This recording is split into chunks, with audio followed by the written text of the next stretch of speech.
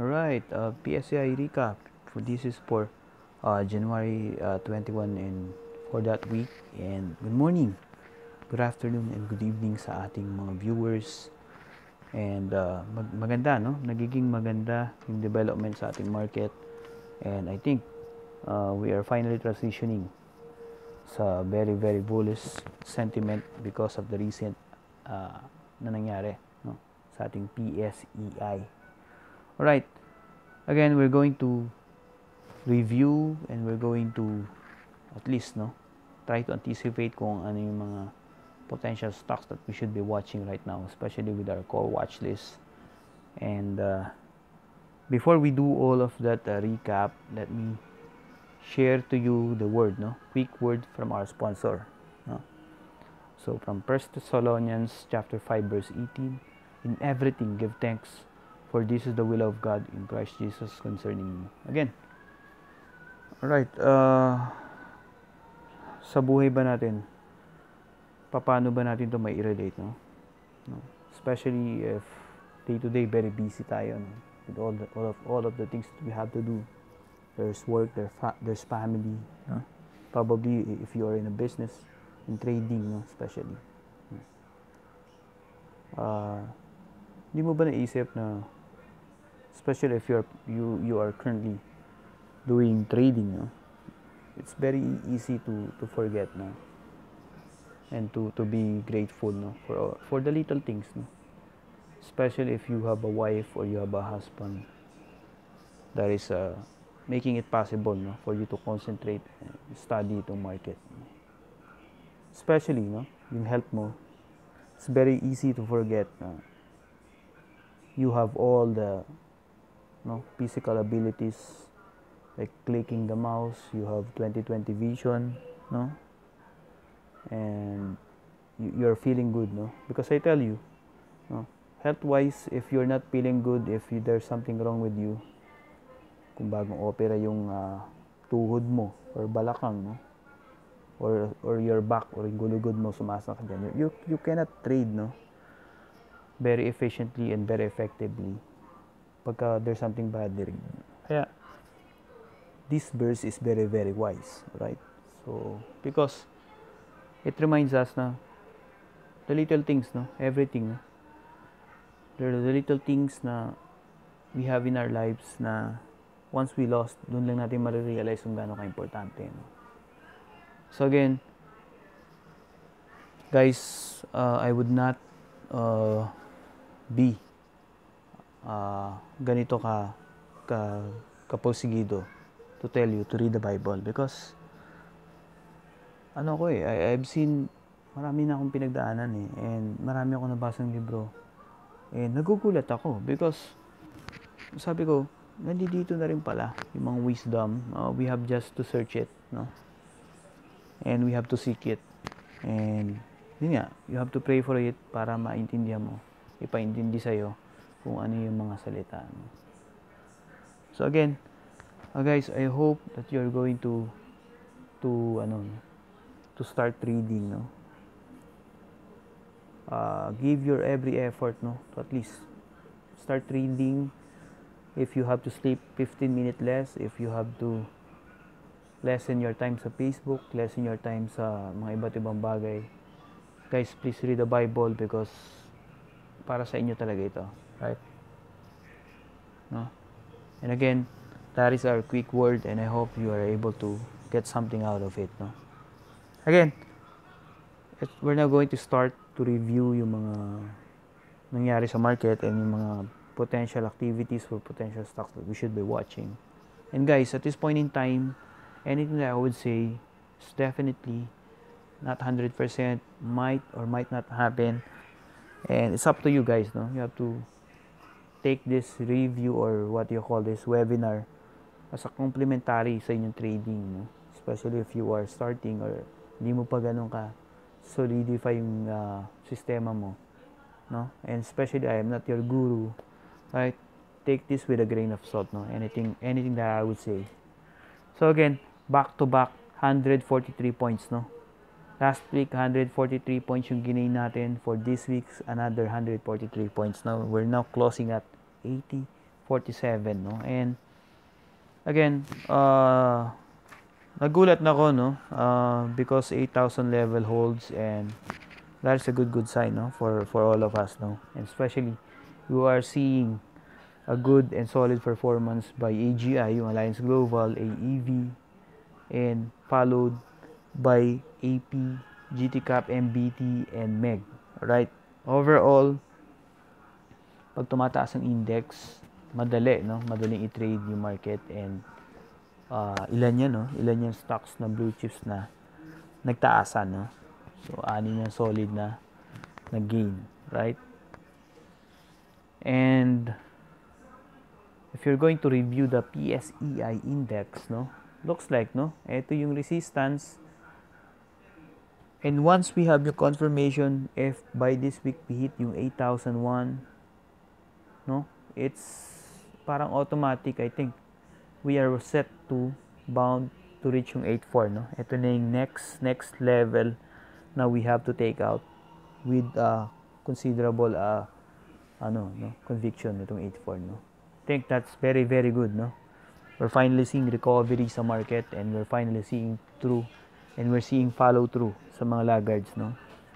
Especially yung naging movement, no? If you're going to track kung ano yung mga nangyari sa ating market, right? With that, at least, no, we are I am more than bullish, no? And once we take out yung 8.1 or yung confirmation, at least 8.4 na tayo, no? And as we progress doon, mas magiging madali yung market, no? Mas madaling i-trade. There will be a lot of trend following ideas, and sana, no, we're hopefully na ma-break na natin yung 8.4 because that is good for all of us. Right. For our move of the week, this comes from CHP, and guys, I think this was already on our radar 2 weeks before nangyari itong 20% movement, no? And I think this is already, I have already discussed this chart quick session, and you might want to check, no, yung other video na kasabay nitong PSEI recap, yung ating chart quick session, and I'll be providing a link with that.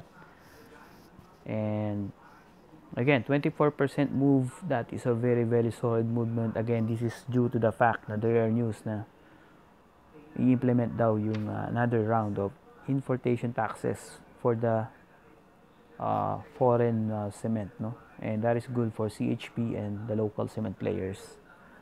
Hopefully, we're going to have another good run dito sa CHP. Alright. For fourth week of at least, no, fourth week, and I'm going to give it a rating of 6 bullish. Right? Tulad nga ng sinabi ko, once we have yung 8.1, I don't see any reason why we aren't going to reach yung ating 8.4 level, no?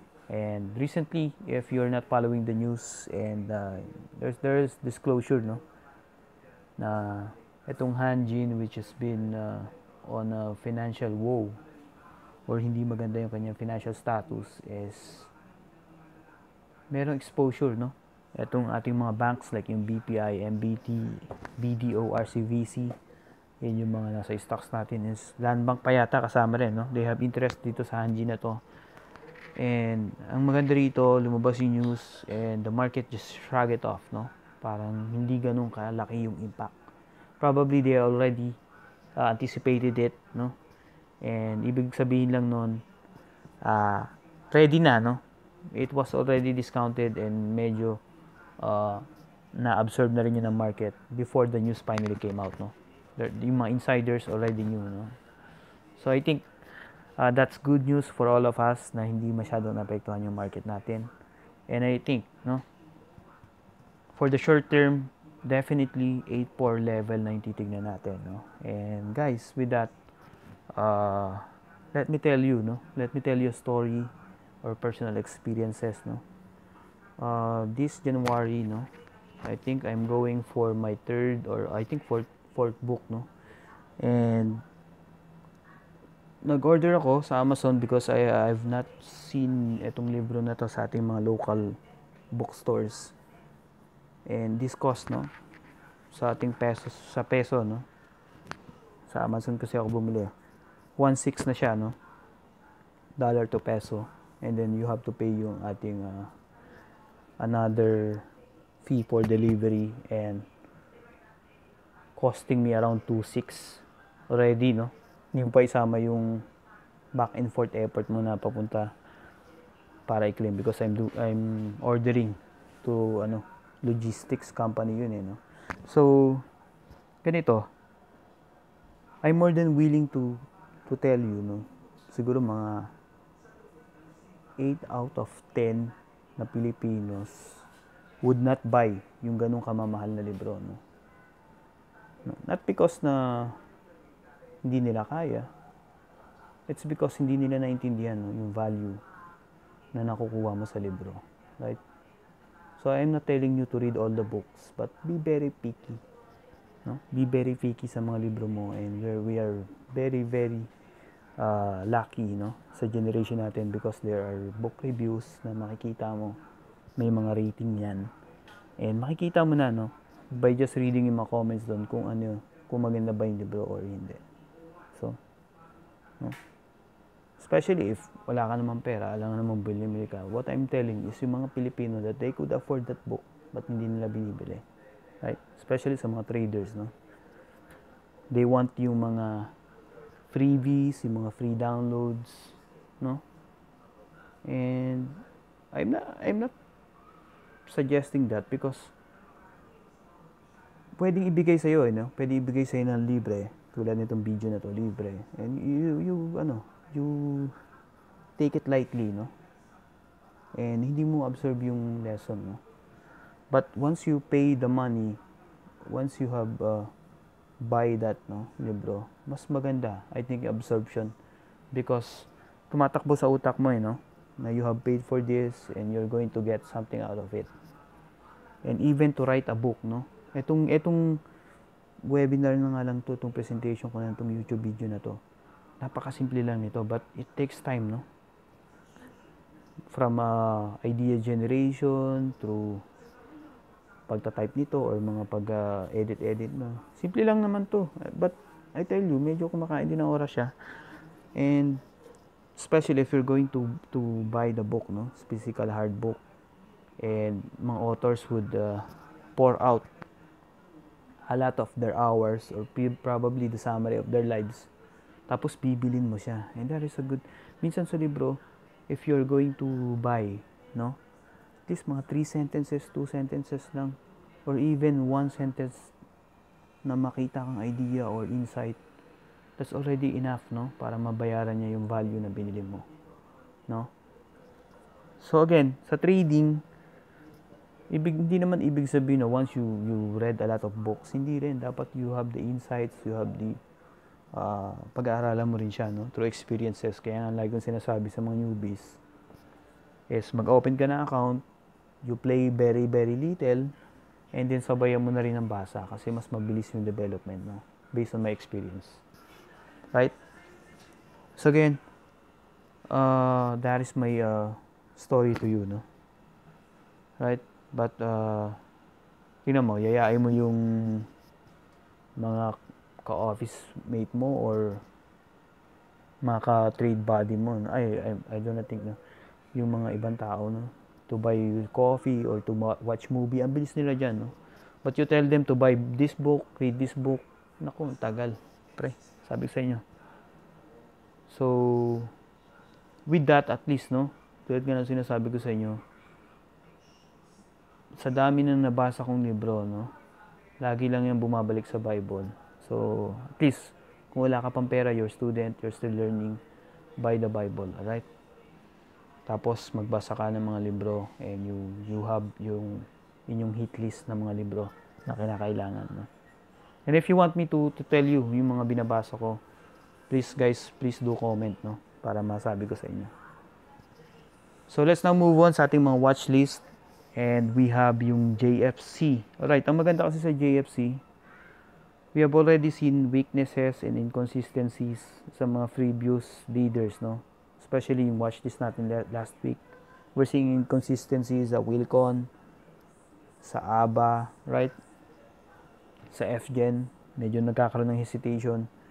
But JFC still strong, no? Medyo maganda pa rin yung JFC, and yung tatlong binanggit ko, they're still good on a longer term view, no? But especially if you're swing EOD trader, you might want to trim down dun sa position mo na yun, no? 'Di ba?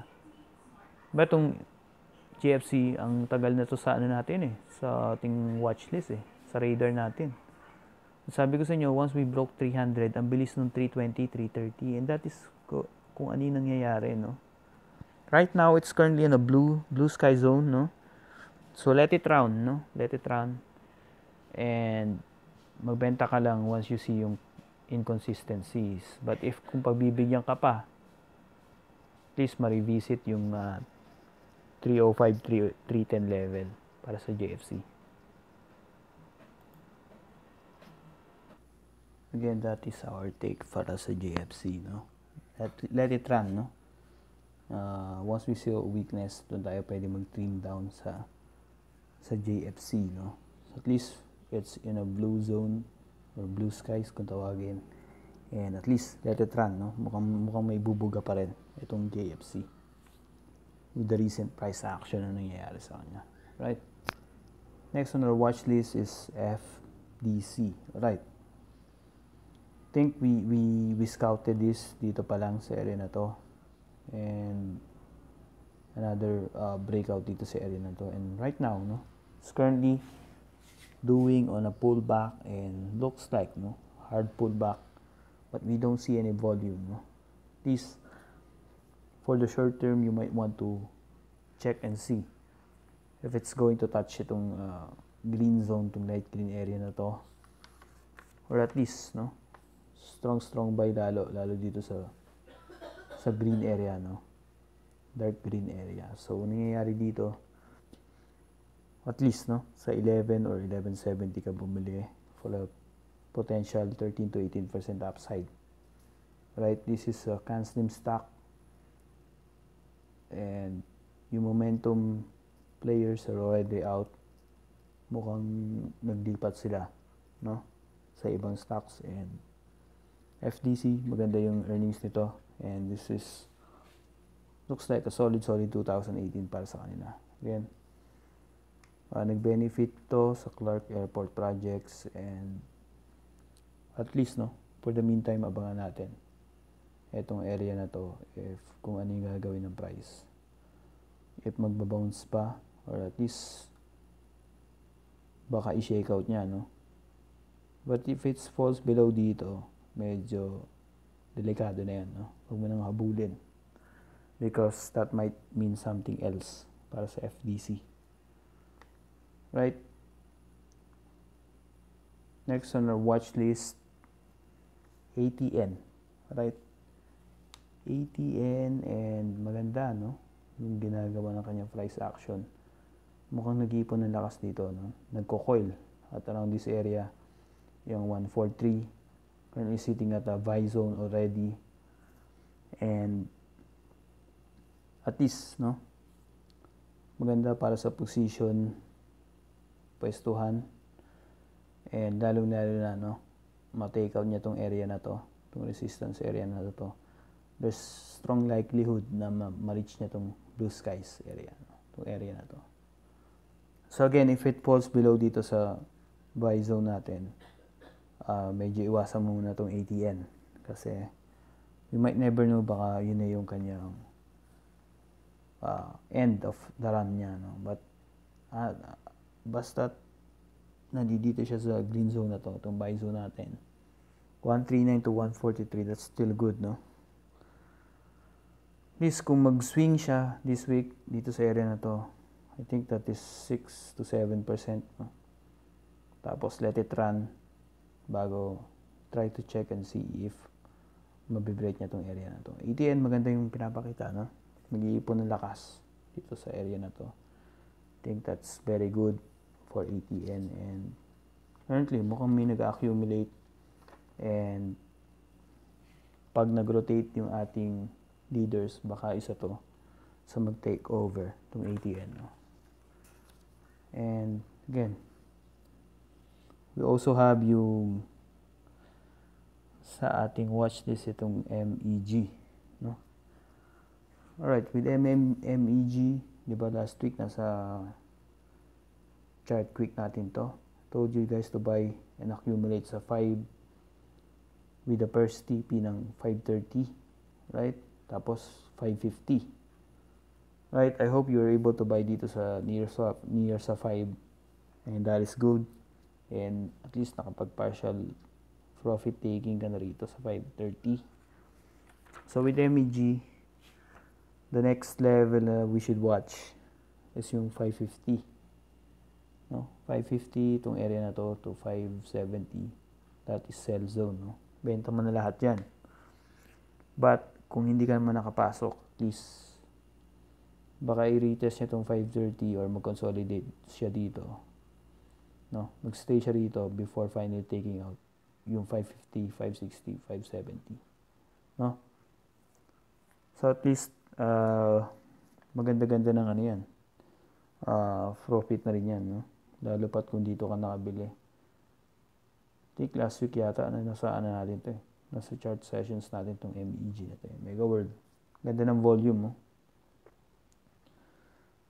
And ilagay nyo lang, no, sa watchlist nyo itong Mega World. And isa pa sa ating dapat tutukan itong LPZ, no? Definitely hindi ko to nahuli because tulad nga na sinasabi ko sa inyo, hindi ko naman lahat yan nahuhuli, no? This is the first time that we are going to put this on our radar, itong LPZ. And nawala rin sa isip ko, no? I think last 2 months ago or 3 months ago, tandem stocks kasi ito eh, no? Yung FGen. Pag tumaas yung FGen, tataas yung LPZ. Baga parang ISM tsaka CLC, no? Sympathy, Play, and tandem stocks, no? It's currently medyo extended na, no? And from what we can see sa charts, no? At least you try to check and see, no, kung magkakaroon or mabibreak niya itong resistance level na to, no?